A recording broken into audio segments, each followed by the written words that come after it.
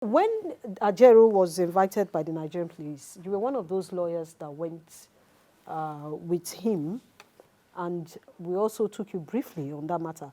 And today now, the DSS picked him up. Do you think it has a relationship with the same matter, terrorism financing? Of course. It's just a calculated attempt to suppress labor and clamp labor down and ensure that labor never existed. Why do I say so? All these issues started after the issue of a minimum wage. When Ajaero called strike, there was a meeting. Finally, they resolved with 70,000 naira minimum wage. Wherein some persons, some governors said that they will not pay. And Ajaero was making arrangements to mobilize to ensure that the 70,000 naira minimum wage is being complied with. Then, thereafter, the NLC building was invaded by security agents. So, on the allegation that they are looking for a terrorist suspect. So, Ajaero, on his own, as a labor leader, raised alarm and threatened to pull out a legal action against federal government if they fail to apologize for such unlawful act. Based on that, federal government not being comfortable with that statement, on the 19th of August, they served Ajaero letter of invitation. And in the letter of invitation, they say that the office is investigating a case of criminal conspiracy, terrorism financing, treasonable felony, subversion, and cybercrime in which you were mentioned. And the letter was delivered on the 19th at the close of work through WhatsApp, and it was directed to appear by 10 o'clock the following day on the 20th. And with a threat that if he failed to do so, he would be arrested. So upon receiving the letter, Ajaero was writing his LLM exam, master's exam. So he pleaded with them. So through the lead counsel, Femi Falana, he wrote to them, pleading that they should allow Ajaero to finish his exam, and appeared on the 29th. So on the 29th, the labor gathered. They wanted to follow us to that place. We said, no, you cannot. People should be in the secretariat. Let us go. So we went there with, we are 5 lawyers led by Femi Falana. So we are welcomed at the IRT there at Gariki, as so to say. So when we are welcomed, the man addressed us and started by saying that no petition was written against Ajaero. No, nobody was accusing Ajaero of any crime. Rather, a particular man, a British citizen or a Russian citizen, who was occupying one of the apartments in that building, where he was, the man was selling books, so that the man was involved in terrorism and some other. Okay, so it has no connection with Ajaero. Yes. So and they released him. They allowed him to go. No, I'm coming. Okay. That in the course of investigating the man, they saw some document that has to do with labor. Okay. And they felt that Ajaero should come and make clarification. That was the reason why they called Ajaero. Ajaero said, well, thank God that you have cleared me. But to start with, there are many ways of doing this thing without generating all this tension. Is uncalled for. That had it been that you invited me or you come to my office, I would have cleared this thing before you. In the first instance, that labor house is not under labor. It's under that fund, because according to Ajaero, it's like that fund built that place and they need to get back their money before they hand it over to labor. And most of the tenants there, almost all the tenants there, are under that fund. And labor is only occupying, I think, the 10th floor and the 2nd floor. So every other person there is not under labor. And moreover, the person you are talking about has been there for the past 8 years before Ajaero becomes the NLC president. I don't even have his number. Rather, I have seen the man one or twice, and I do go there to check books. So that was all. So they said they saw NLC minutes in the man's shop or something like that. Ajaero said NLC minutes is a public document that people. And so most of the times after their meeting, they normally upload it in social media. People have access to it. They brought out one document. They say that document has to do with either as email or something like that. They did not show Ajaero, they show Femi Falana. So, but at the end of the day, Ajaero was cleared. He was not made, no statement whatsoever was made. So after that, he didn't make any statement at no the police statement, station? no written statement. Just after that's what actually happened. So we took pictures, we exchanged pleasantries. But in less than a week now. We left. Now, on the 29th, on the 29th of August. No, that's what I'm saying, in less than a week. He went back to the station on the 29th. No, on the 29th. Then on the 30th or thereabout, Ajaero received another invitation from police, the same office, because that Ajaero is under force intelligence, controlled by one DIG. So then he received another letter on the 28th that he should appear on the 5th of September. Now, in other words, this particular letter is already with them when Ajaero honored the one of the 29th. Are you getting what I'm saying? Because we want to let the world know that this thing is just a persecution, and we can only tell them by their conduct. Now, in other words, this particular letter was on that, they are with it on that 28th, before 29th. And now the question is that, what stopped you? And in this particular letter, remember I said you were accused of, where your name was mentioned. Then when we now get to that place, they change the story.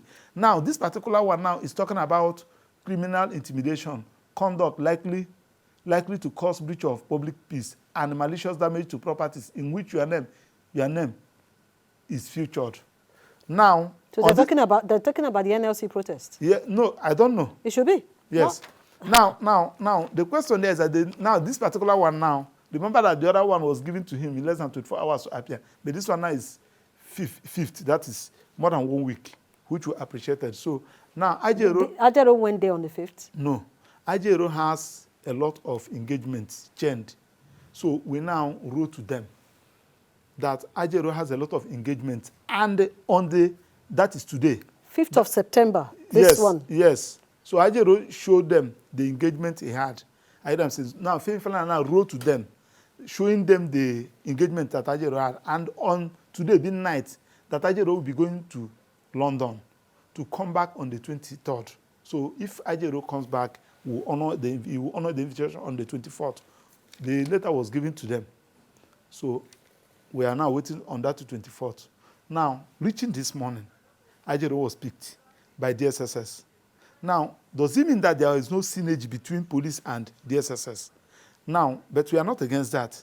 Somebody who is traveling for national assignment to go and address the world, Ajaero was given that invitation to come and address the workers from other nations. They are in Britain. Such a great honor. Now, you get him arrested at the airport for whatever offense. Do you know the image, the signal, the message? So what is the DSS saying now? Now, when we got the information, we rushed to DSS. We went to Labour House because we don't actually know. So when it's now confirmed that it was DSS and we went to DSS, they refused us access to see Ajaero. So they didn't allow you as a member of the legal team. Yes, no, all of us. We are lawyers. We are three that went there. They refused us access, and we said, look at what the law said. Look at what Section 17 of the Administration of Criminal Justice has said. Look at what Section 35 said. They said that we should go anytime they are ready for us, that they will invite us. I said, do you know what you're talking about? Are you telling me that you are going to interview, you are going to query Ajaero, you are going to interrogate Ajaero, you are going to allow Ajaero to write a statement without a legal practitioner of his choice against the law? So they said that they are done with us. So they are very arrogant about it, so we cannot fight them. We left. So what we are talking about now is that this thing is a calculated attempt to edge Ajaero out of that office because he is an Igbo man.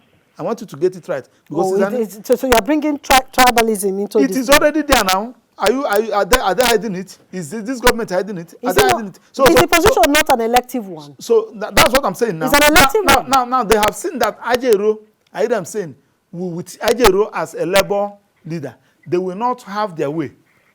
like this particular increment of fuel. Remember that day before yesterday, Ajaero told them that you deceived us. You promised us that you're not going to increase this thing. And the earlier you remove this thing, the better for you, because we are going to, between now and October 1st, we are going to organize for protest. All right. So they want to use this particular opportunity to edge Ajaero out so as to get their own stooges, those that they will be, that they but they have to pass through an election now.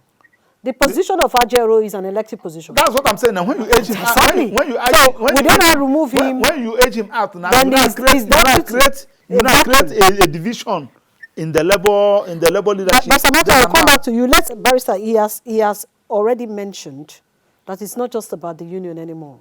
It has gone beyond workers. Of course. Every Nigerian is involved in this matter. But now, as a lawyer, what would be your advice to Joe Ajaero's family, the legal team, or for what has happened now? We will be approaching court in the morning to get court order to release release. But beyond that, AJ, listen, just like what the man or the guy was saying, you see, if we don't stop this, they have started with Ajaero. Now they went to set up. The next thing now is media houses. They didn't say that. What are you talking about? It's small. They are coming. The media is in partnership with government, so government cannot intimidate. Now, listen, let me tell you. The earlier we stop this government from this undemocratic governance, the better for us. You can't be ruling as if we are under the military, for Christ's sake. You don't do this kind of thing, and everybody's keeping quiet. Whether you speak the truth, you will die. Whether you did not speak the truth, you will die. We better stop these people. Because, do you know the most painful aspect of it is that those that benefited from what we are fighting now. Look at this president, I continue to say it. When he was arrested and docked at, when he was docked at the Code of Conduct Tribunal, there in Jabi, all of us, I personally mobilized lawyers under Gulo Jonathan. Olani Beku led the team. When Nuhu Ribadu was also accused under Justice Momo, Femi Falana defended him in absentia. All of us were there. Look at Adam Oshiomhole. He's jumping up and down in Edo. He has not even made any comment about this because you are now eating. You are more comfortable now. Look at all those people that benefited from what we are fighting since during Abacha. They have benefited. Now they are all keeping quiet. They want the country to be destroyed simply because of somebody's agenda. We will not allow that. All right. We will not allow that. They better let the labor. Now, NLC, in that your leadership, there are some persons in that your leadership the government is using to edge Ajaero out so that they will destroy labor. Immediately they get labor, now destroy labor. Labor will be as dead as. So those ones will not then go to DSS and ask DSS to go and pick Ajaero. They said some people wrote a petition. That means they have information.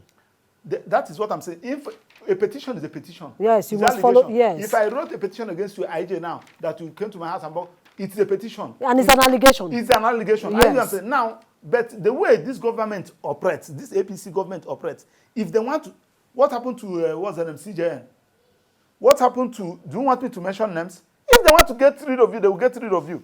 So, and the earlier we stop them, the better for us. All right. You don't protest, you don't complain, you don't speak out. Everybody just wake up in the morning from 800, 700 naira. You made for 1,000. Now they are targeting 1,700. If you don't know it too. Mr. Maxwell, thank you so much. We appreciate you for coming on the show.